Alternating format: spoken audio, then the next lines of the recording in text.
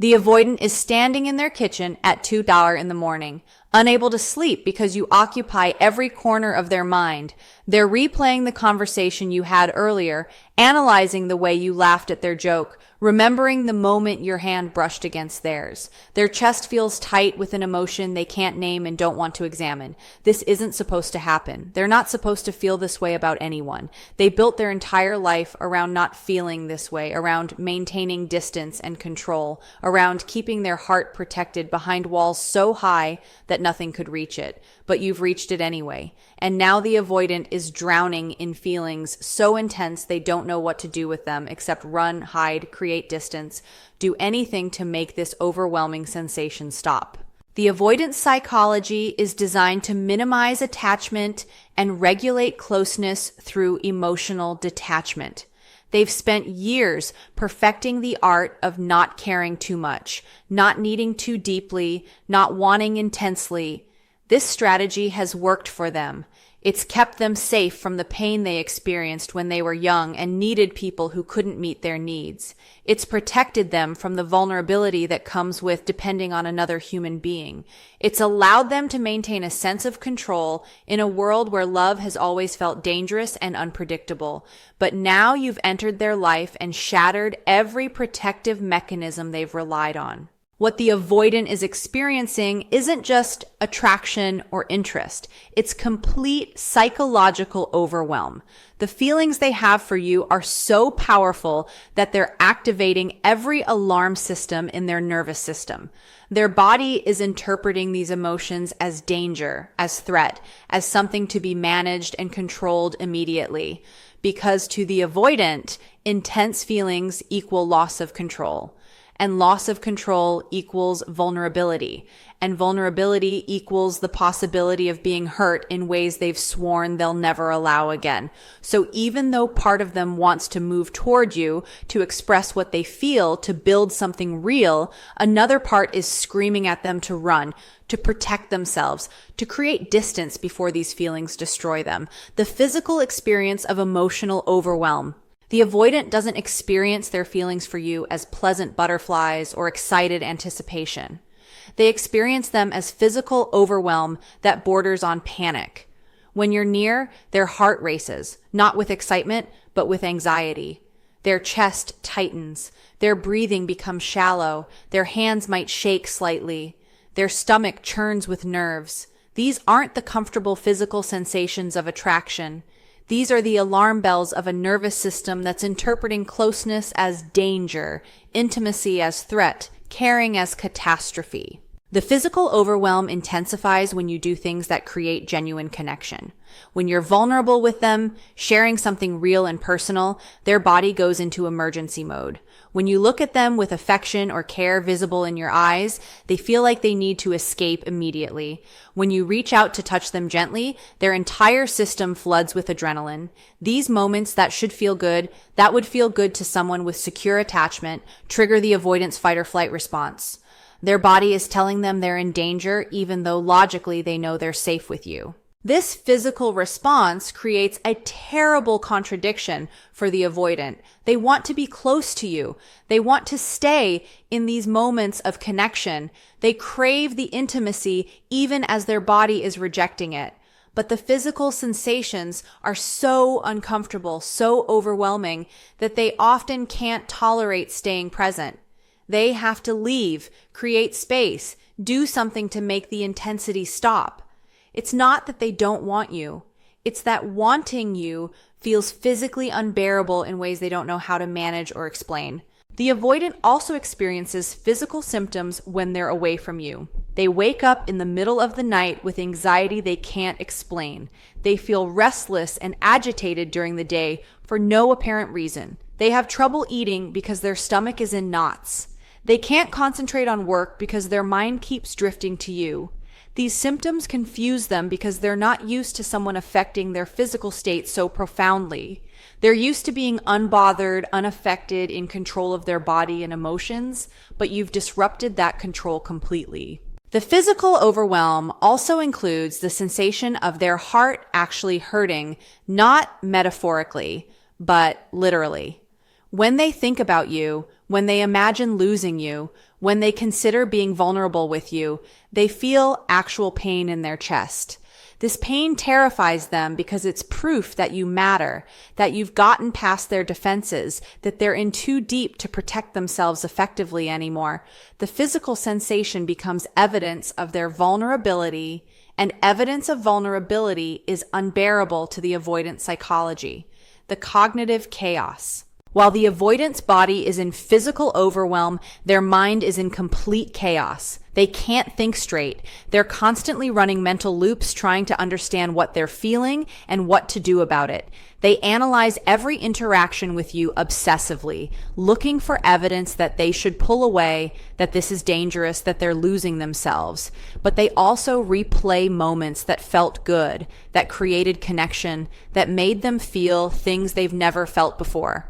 Their mind is at war with itself, creating narratives that justify both moving closer and running away. The cognitive chaos manifests as intrusive thoughts they can't control. You pop into their mind constantly, interrupting whatever they're trying to focus on. They're in a meeting and suddenly they're thinking about something you said yesterday. They're trying to work and instead they're wondering what you're doing right now. They're attempting to sleep and their brain is replaying your laugh, your smile, the way you looked at them. This constant mental intrusion is deeply unsettling because the avoidant is used to compartmentalizing people and not letting anyone occupy this much mental real estate. The avoidant also experiences racing thoughts about worst-case scenarios. They imagine all the ways this could go wrong, all the ways you could hurt them, all the ways they could lose themselves in loving you. They catastrophize relentlessly, constructing elaborate disaster narratives about what will happen if they let themselves feel these feelings fully.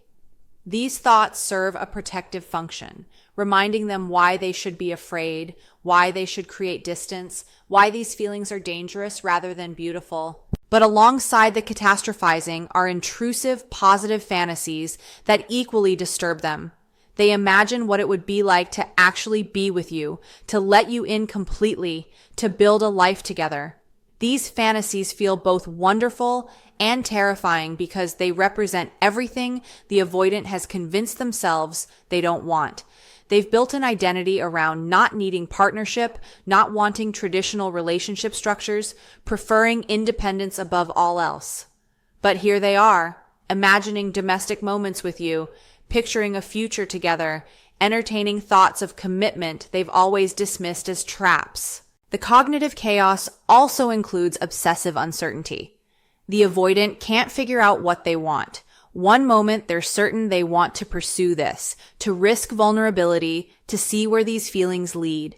The next moment, they're convinced they need to end it immediately to protect themselves, to return to the safety of emotional distance. This uncertainty paralyzes them. They can't make decisions. They can't commit to moving forward or backward. They're stuck in agonizing indecision that makes every interaction with you stressful because they don't know what they want from you or from themselves. The emotional flooding. The avoidant has spent their life developing sophisticated strategies for not feeling their feelings. They intellectualize emotions, turning feelings into thoughts they can analyze from a safe distance. They minimize emotions, telling themselves that what they're experiencing isn't that significant or intense. They dismiss emotions, deciding that feelings aren't useful or important compared to logic and reason. These strategies have kept them emotionally regulated for years, preventing them from being overwhelmed by the kind of intense feelings that make them feel out of control. But with you, these strategies are failing. The feelings are too powerful to intellectualize away. They're too present to minimize. They're too undeniable to dismiss. The avoidant is experiencing emotional flooding, a state where feelings are so intense they can't be processed or managed through normal coping mechanisms. Everything they feel about you is coming at them simultaneously and with overwhelming force. The desire, the fear, the longing, the terror, the hope, the despair, all of it crashes over them in waves they can't ride or control. This emotional flooding manifests differently than it does in anxious attachment.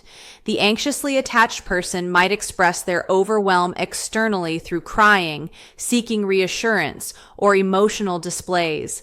But the avoidant experiences the flooding internally, privately, in ways no one witnesses. They're having complete emotional breakdowns inside while their exterior remains calm and controlled. They're drowning in feeling while appearing perfectly fine. The disconnect between their internal experience and their external presentation is extreme, and it adds to their sense of being overwhelmed because they can't even release the pressure through expression. The avoidant also experiences unfamiliar emotions they don't have language for. They're feeling things they've never felt before or haven't felt since they were very young and still had access to their attachment needs. They might feel genuine longing, the specific ache of missing someone and wanting them near. They might feel tender protectiveness, wanting to take care of you and ensure your well-being. They might feel vulnerable affection, loving feelings that make them feel soft and exposed. These emotions are so foreign to their usual experience that they don't even know how to identify them, let alone express them or manage them. The emotional flooding is particularly intense after you've been together. When the avoidant leaves your presence, they're often hit with a delayed wave of feeling that was suppressed while you were actually there. Alone in their car or their apartment, the emotions they held back come crashing through. They might cry, something they rarely do. They might feel panicked. They might experience longing so intense it physically hurts. These delayed reactions confuse them because they thought they were handling things fine while with you, only to discover they were just postponing the emotional response until they were alone and safe to fall apart privately. The identity crisis. The feelings the avoidant has for you create a fundamental crisis of identity. They've constructed their entire sense of self around being independent, not needing anyone, being emotionally self-sufficient. They take pride in their ability to be alone, to not require partnership, to function perfectly well without romantic connection. This identity has been central to how they see themselves and how they present themselves to the world.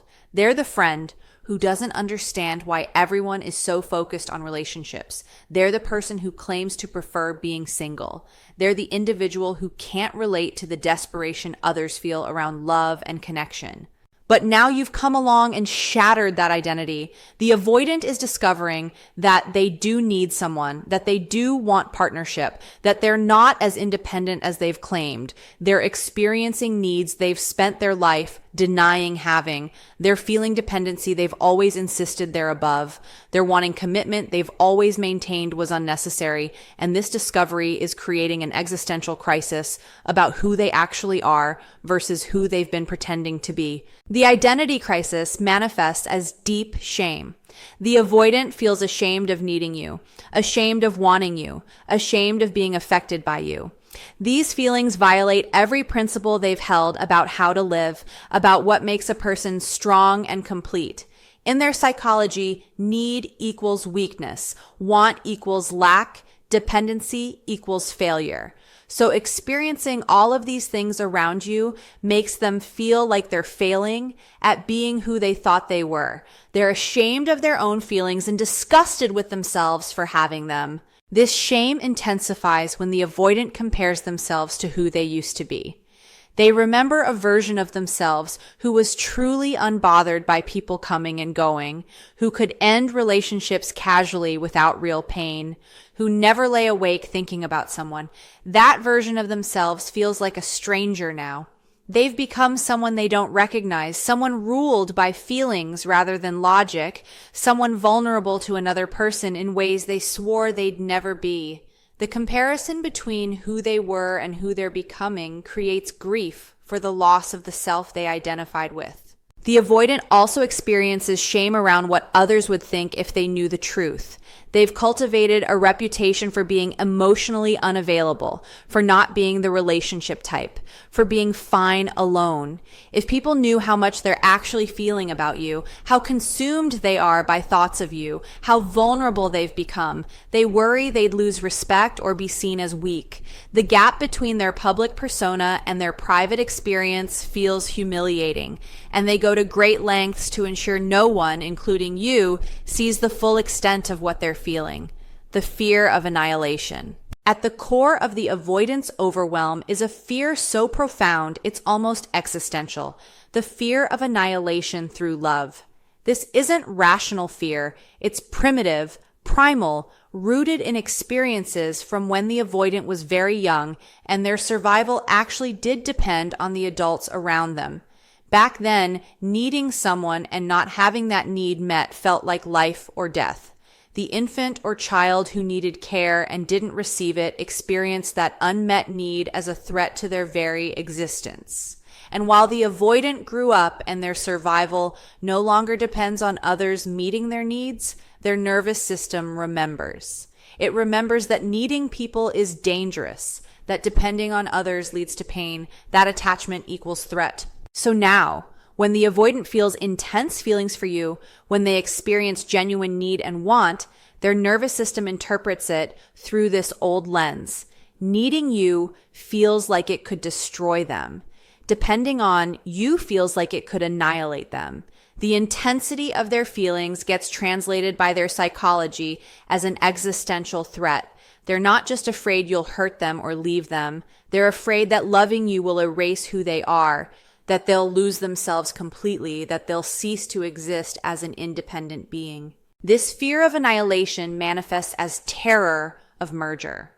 The avoidant is afraid that if they let you in completely, there will be no boundary between you and them. They'll lose track of where they end and you begin. Their wants will become indistinguishable from your wants. Their needs will be completely enmeshed with yours.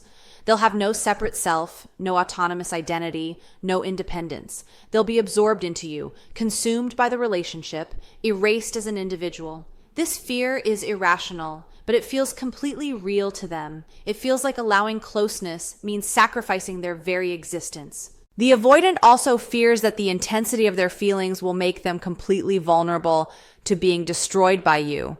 If you know how much they care, if you understand the depth of what they feel, if you see how much power you have over them, they believe you could use it to hurt them in irreparable ways. You could reject them and it would shatter them. You could leave them and it would destroy them. You could betray them and it would break something fundamental in them. The vulnerability of being known and needed feels like handing you a weapon and hoping you won't use it. And that level of powerlessness terrifies them. There's also the fear that these feelings themselves will overwhelm them to the point of psychological breakdown. The emotions are so intense that the avoidant worries they can't survive them. They fear they'll fall apart completely if they allow themselves to feel everything they're feeling. They worry the emotions will incapacitate them, make them unable to function, turn them into someone unrecognizable. So they try desperately to suppress, control, and minimize the feelings, not realizing that the suppression itself is what's making the overwhelm worse, the behavioral response to overwhelm. When the avoidant is overwhelmed by their feelings for you, their behavior becomes confusing and contradictory. They engage in what's called deactivating strategies, behaviors designed to reduce intimacy and create emotional distance. These strategies are automatic responses to the threat their nervous system perceives. They're not consciously chosen to hurt you or manipulate the situation. They're protective mechanisms that activate involuntarily when the avoidance feelings reach overwhelming intensity. One primary deactivating strategy is withdrawal. The avoidant suddenly becomes unavailable. They stop responding to messages or respond with uncharacteristic brevity. They cancel plans or avoid making new ones. They create physical and emotional distance without explanation. This withdrawal often happens right after moments of genuine closeness or vulnerability. After times when the avoidant has felt the most connected to you, the closeness triggers their fear. And withdrawal is their immediate response to regulate the intensity. Another strategy is minimizing the relationship. The avoidant starts telling themselves that what you have isn't that important, that you're not that compatible, that the connection isn't that deep.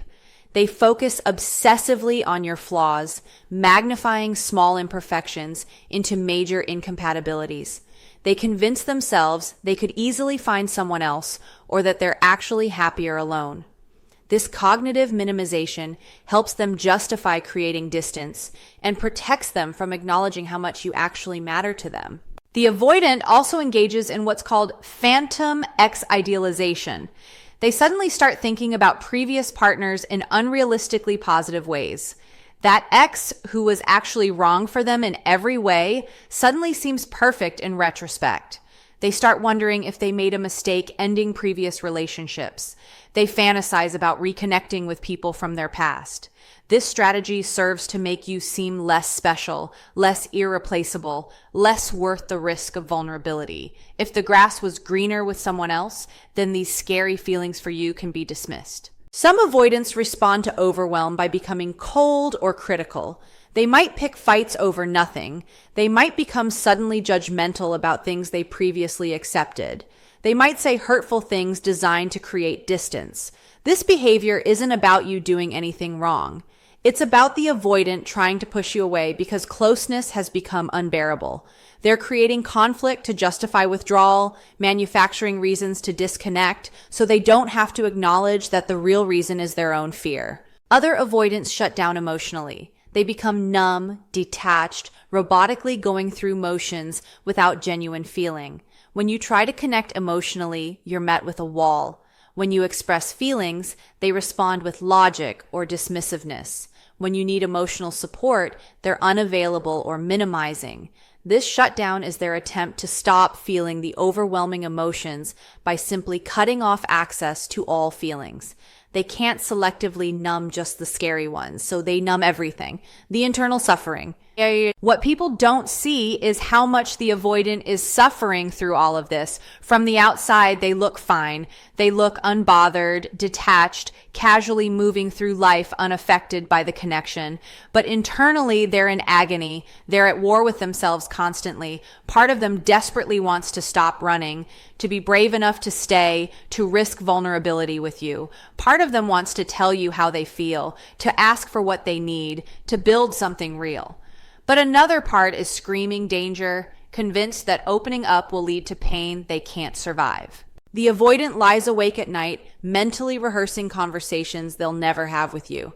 They compose entire speeches explaining what they feel and why they're scared, but they'll never deliver these words. They imagine scenarios where they're brave enough to be vulnerable, where they tell you they're falling for you, where they ask for a real relationship.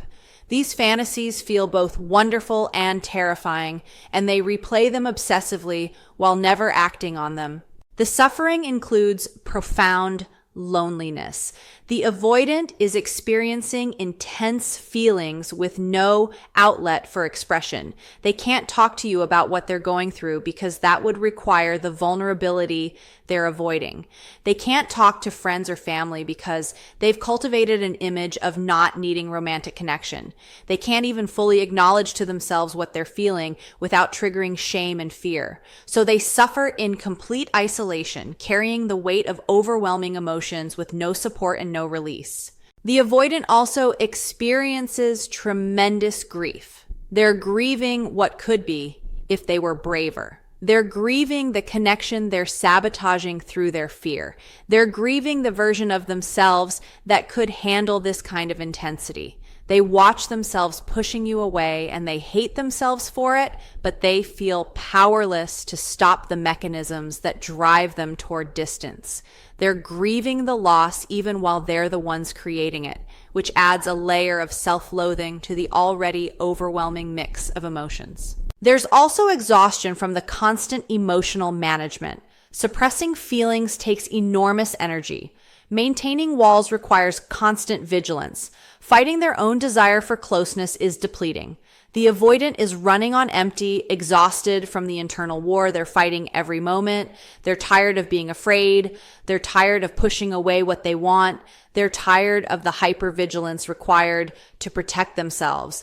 But they don't know how to stop. They don't know how to let their guard down without feeling like they're putting themselves in mortal danger. The transformation possibility.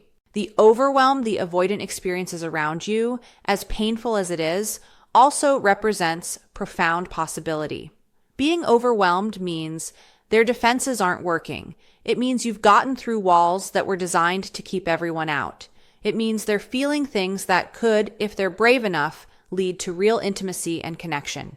The overwhelm is evidence that something significant is happening, that this connection matters in ways that transcend their usual patterns. If the avoidant can tolerate the discomfort, if they can sit with the overwhelming feelings instead of immediately running from them, if they can recognize that the intensity isn't actually dangerous, even though it feels that way, transformation becomes possible. The feelings they have for you could be the catalyst that finally motivates them to examine their patterns, to seek help, to do the work of developing more secure attachment. Not everyone and not every connection is powerful enough to make the avoidant consider change. But feelings this overwhelming might be. The key is whether the avoidant interprets the overwhelm as confirmation that intimacy is dangerous or as an invitation to grow. If they interpret it as danger, they'll run, deactivate, protect themselves, and potentially lose something precious. If they interpret it as an invitation, they might find the courage to stay, to communicate, to work through the fear with professional support, to risk vulnerability despite the terror. The outcome depends on their willingness to examine their patterns and their readiness to believe that safety and intimacy are possible. You can't force this transformation. You can't love them enough to make them brave. You can't be patient enough to wait out their fear indefinitely. The avoidant has to make their own choice about whether they're willing to face their overwhelm and what's beneath it. Your role isn't to fix them or to accommodate their fear at the cost of your own needs. Your role is simply to be authentic, to maintain your boundaries, to offer connection while also protecting yourself from the pain of repeated rejection and withdrawal.